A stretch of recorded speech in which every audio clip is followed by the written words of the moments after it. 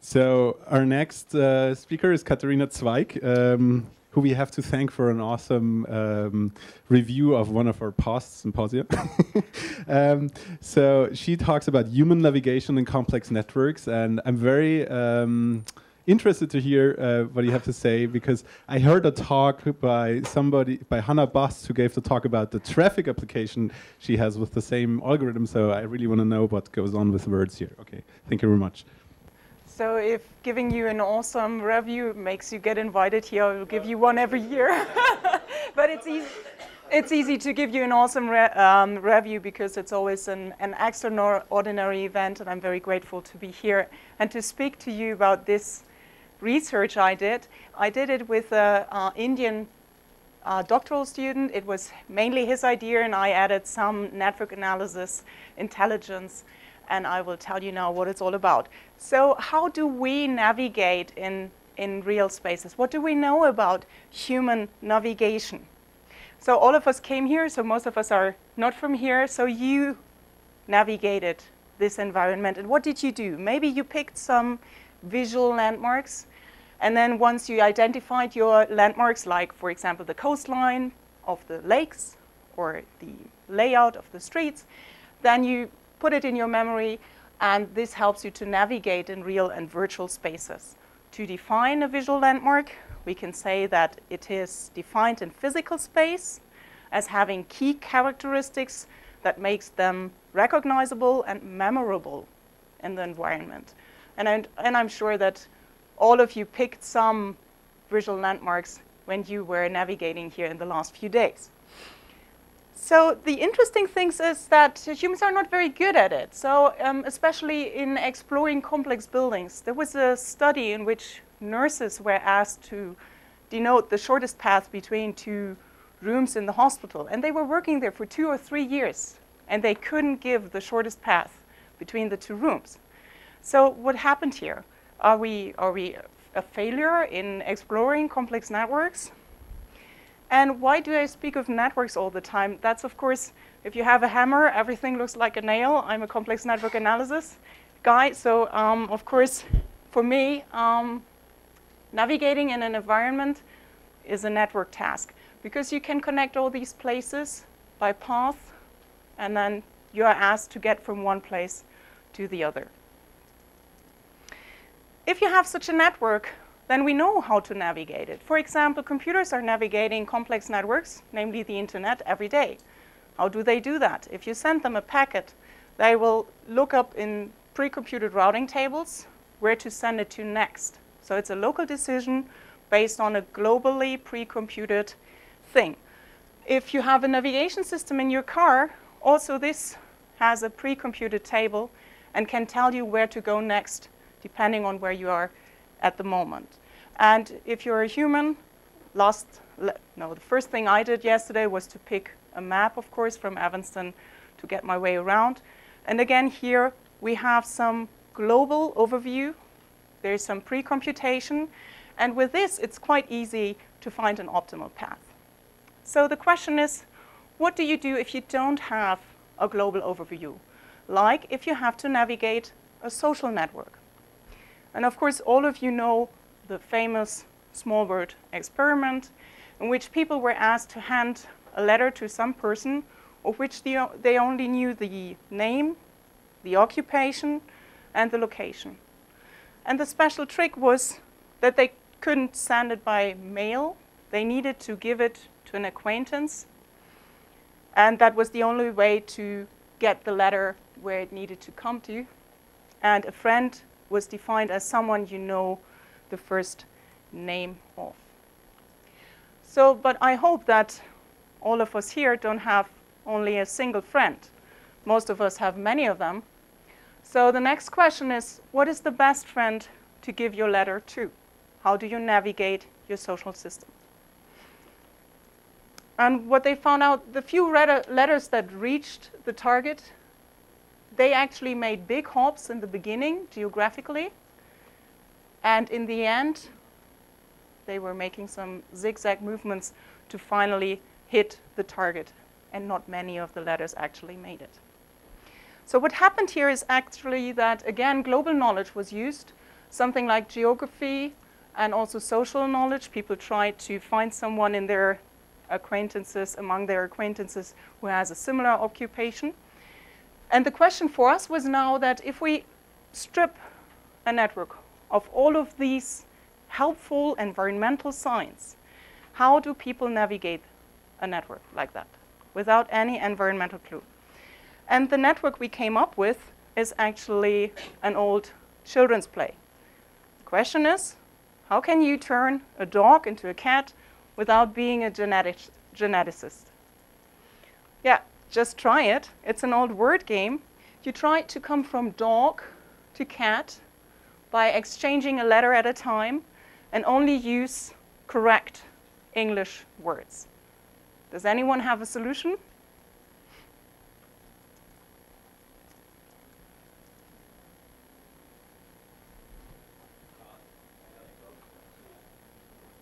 So I think I've heard this one. Dog, dot, caught, cat. Yeah, so this is one of the solutions. So what did you just do in your head? So you had maybe some part of this network in your head, and you knew that, okay, cat can go to tat, and to cap, and to cot. And now you try to find a short way between this node here and that node here. So we call that a word network. But that is only a very small part of it. So the full thing looks like this. And nobody of you can have this full network in your head and really try to find the shortest path. It's nearly impossible. So what you see here is actually a colored version of it. It's an automatic coloring. That means I didn't do anything. So what the algorithm tries to find is words that are densely interconnected. There's a connection between two words if they differ in just one letter, because that is the step you can do in the game. So any ideas why we have 5 clusters here and what is here? 3-letter words. So any idea why there are 5 clusters here? Vowels, yeah. These are the ones that have a vowel in the middle. These are the ones with I, with U, and with O. And I would like to remind you that this is an automatic coloring. So the information is really in the network. So any ideas what's wrong with these guys? They don't have a vowel in the middle. They have it somewhere else. So it's like H, where a consonant is in the middle, or tri, or IV, IC. So these are the difficult words to get to and to get away from. So what did we do? We had some participants and we let them play this game. They got a starting word and a goal word. And for every word they were currently at, they got all the admissible neighbors. So they didn't have to have the full network in their head. They got a choice. But the problem is, it doesn't help you much. The word itself doesn't tell you whether it's nearer to the goal or not. There's not really an optimization function, but the people try to find one. So are people good at playing this game? Not particularly, actually.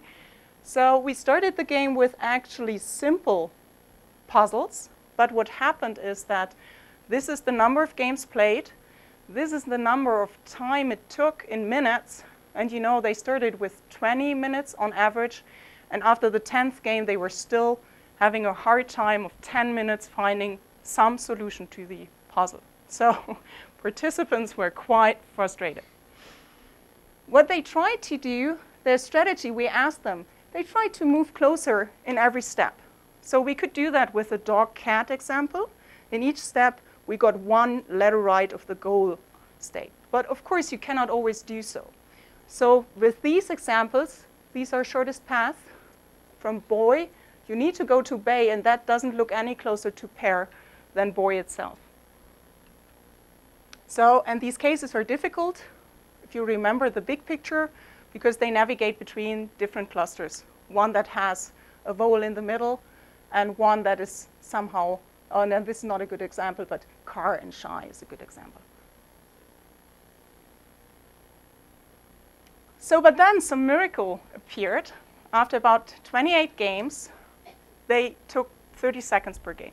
Whatever you gave them, they could solve it immediately. And it stayed that way. So what happened at that time point? The people started to use a landmark word. So despite the fact that the environment doesn't give you much global clues, they identified landmarks, and they started to use it. And they always used it to get there and then to get away from it to the goal word. So it's like always going into the middle of the town, no matter where you want to go, and then try to find some bus going out again. And the question is, if this is really the right analogy, are these landmark works really in the middle of something? Can we quantify that being in the middle? Yes, you can try to by using a centrality index. The most famous centrality indices try to quantify centrality in a network. Degree is just the number of nodes you are connected to. Betweenness counts more or less the number of paths that need you in the middle. And closeness centrality is just the sum of the distances to all other nodes in the system. And it turned out that this one was a good candidate. So what happened was this. We can now rank every node according to its closeness centrality. And then if this is a path, we can just assign the number according to the closeness centrality. So this is not a very central word. And in this path, it's hard to see any central word, maybe day. So this path, if you put it here, these are the words in the sequence they were used in the game. And this is their centrality. Then you see that people are really randomly walking across the network, and they don't have a clue where to go to. This is one of the paths in the first 20 games. But after a while, the path looked like this. They went straight to some center and then straight out again.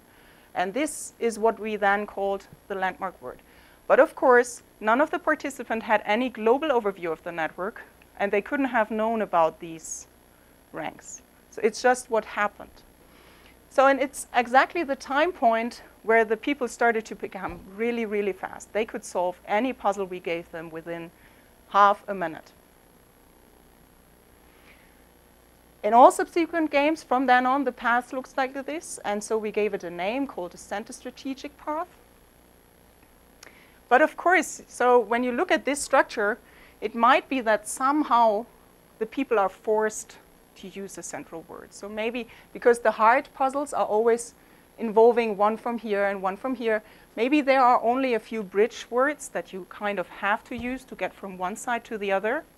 To rule this out, we tried all the puzzles we gave to the participants and compared it against random walks. And we measured how often a random walk would have such a center strategic structure.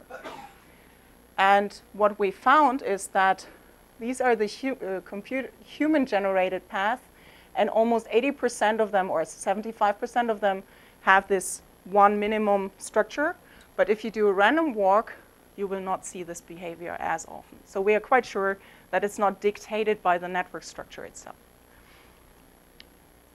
So if this is what people do, then the next question is, are these center strategic paths really those that are most efficient? Are they the shortest path? And no, they aren't. They're on average longer by a factor of 1.7. So you go almost double the way you would have need to go. But on the other hand, there is some efficiency to that, because if you have such a landmark word, you do not need to learn the full network. So there would be almost a million pairs of words and almost a million shortest paths between them that you would have to learn to navigate the network according to shortest path. But if you have a landmark word, then you just need to learn n paths to the words. And then you can combine by going there and going away from it. So it's only a fraction of what you need to learn if you really want to be the smartest guy navigating the network. And it doesn't cost you so much more. Yeah, the path is only double as long. So I think that there is some efficiency criterion at work here, but it's a different one. It's not about shortest path. It's about learning to navigate in this complex network very quickly. And as I said, there would be a million pairs of word of words.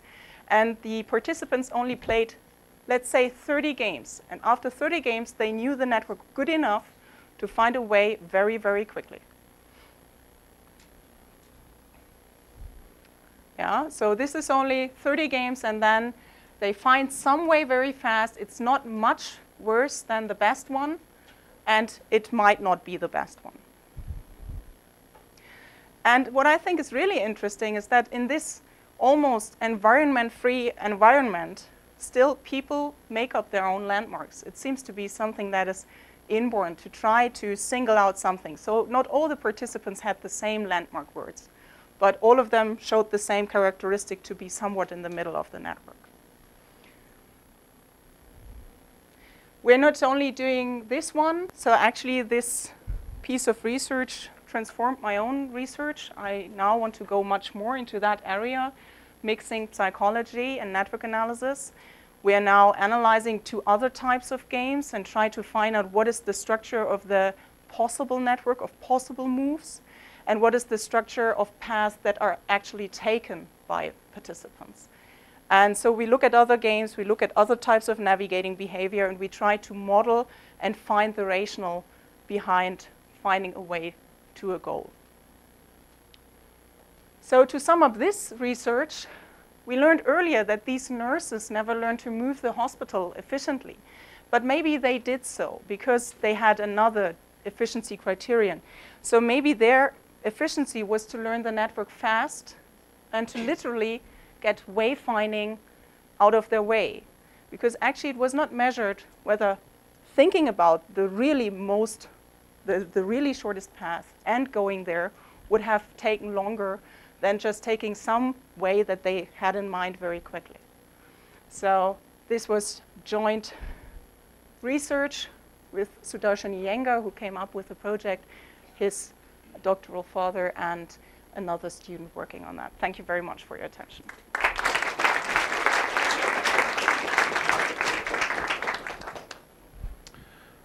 Yeah, there's a question first. Petter, just give me a second.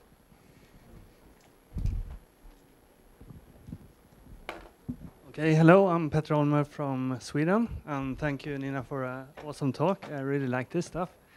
So about like spatial navigation, I know there are some people that use it a lot more than others.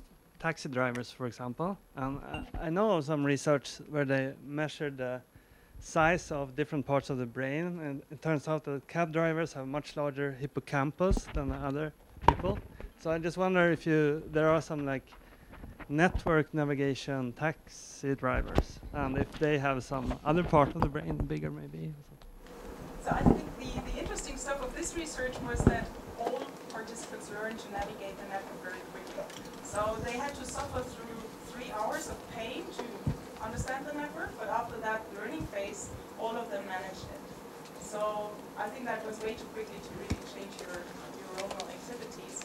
And is your question whether others could have learned it easier because they already have pre-wired capabilities? I guess mostly if there are people like taxi drivers when it comes to network navigation. Sorry. Okay, again, I mean, mostly if there are some like network navigation taxi drivers that use network navigation more than other people that have to do it in their profession, maybe. Maybe I can add to this. In my former life, I was a courier driver. And there's another strategy, which is if you are standing in the part of a town where there's a city map on the street, you can go to any other location in the town by just turning 3 times. So you have to memorize 3 street names. Obviously, it's not efficient, but it takes you to the location without having to look for another street map if you don't have Google Maps. That's a long time ago. There's another question. So I'm very interested in how students actually navigate the sticks and balls figures that we use to represent networks themselves, as opposed to the networks that they represent. And I'd be interested to know if there's any aspect of your research that involves that. No, not currently. I've done that in the past, but not currently. And in this case, we hid the network from them because they could choose from all neighbors directly. there's time for one more question. So.